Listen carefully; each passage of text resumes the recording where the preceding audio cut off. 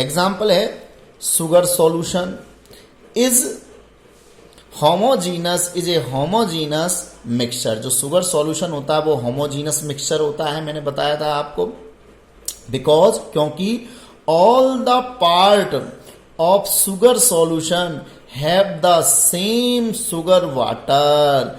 जो शुगर के पार्टिकल हैं वो शुगर सॉल्यूशन में सभी जगह समान होते हैं, water composition and appear to be equally sweet, और पूरी तरह से अपने आप को जहां जहां भी वो सॉल्यूशन में वहां पर उसे स्वीट बनाएंगे, मीठा बनाएंगे। Next, there is no visible boundary of separation between sugar and water particle. तो जो शुगर और वाटर के पार्टिकल है उनके बीच में कोई विजिबल बाउंड्री नहीं होती, अर्थात वो कंप्लीटली एक दूसरे में मिक्सअप हो जाते हैं। अदर एग्जाम्पल ने एल्कोहल एंड वाटर। जो एल्कोहल होता है आपका एथिल एल्कोहल, जिसे आप शराब भी कहते हैं, वाइन, एंड वाटर। जब वाटर और एल्कोहल आपस में एक दूसरे से मिक्सअप होते हैं तो कोई बाउंड्री नहीं होती एल्कोहल को वाटर से सेपरेट करने की, बिल्कुल एक जैसा ही कंपोनेंट, जो कंपोनेंट है दोनों एक दूसरे में पूरी तरह से मिक्सअप हो जाते हैं।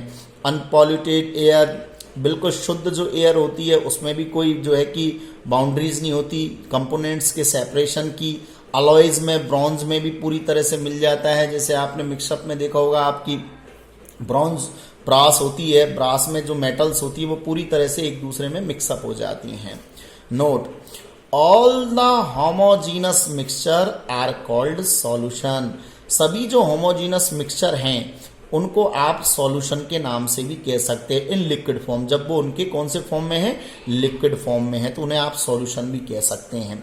तो इसका मतलब ये हुआ कि अगर अपन को होमोजीनस मिक्सचर में पढ़ना है तो उसमें जो बेस्ट एग्जाम्पल होंगे वो कौन होंगे, आपके सॉल्यूशंस, जिसका आगे डिस्क्रिप्शन देंगे। सॉल्यूशन को अपन अलग हेडिंग बना करके पढ़ेंगे।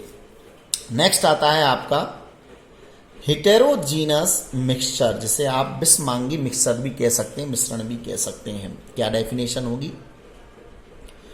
Those mixture in which the substance remain separate and one substance is spread throughout the other substance as small particles, droplets or bubbles are called heterogeneous mixture। तो क्या डेफिनेशन होगी, ध्यान से देखिए। दोज मिक्सचर, वे मिश्रण, इन विच, जिसमें द सब्सटेंस रिमेन्स सेपरेटेड, जिसमें substance कैसे रहते हैं, सेपरेट रहते हैं, अलग अलग रहते हैं, and one another substance spread, एक पदार्थ इस स्प्रेड फैला होता है, through out the other substance, दूसरे सब्सटेंस में।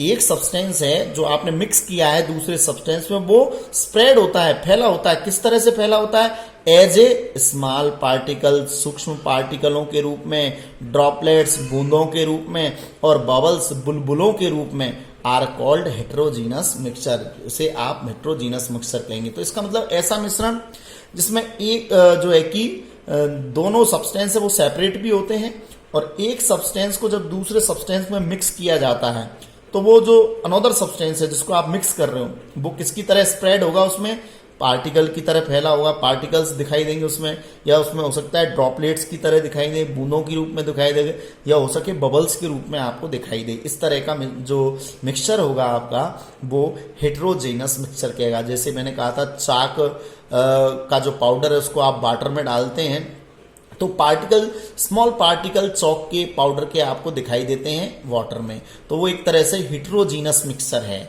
सेपरेशन होता है उनमें, जैसे अपन ऑयल और वाटर को मिक्स करें तो ऑयल और वाटर की सेपरेट लेयर जो ये दिखाई देती है, तो हम कह सकते हैं ये भी आपका हेटेरोजीनस मिक्सचर है, क्योंकि उसमें सेपरेशन की जो बाउंड्रीज है वो दिखाई देंगी आपकी। आगे देखते हैं, a heterogeneous mixture does not have a uniform composition throughout its mass।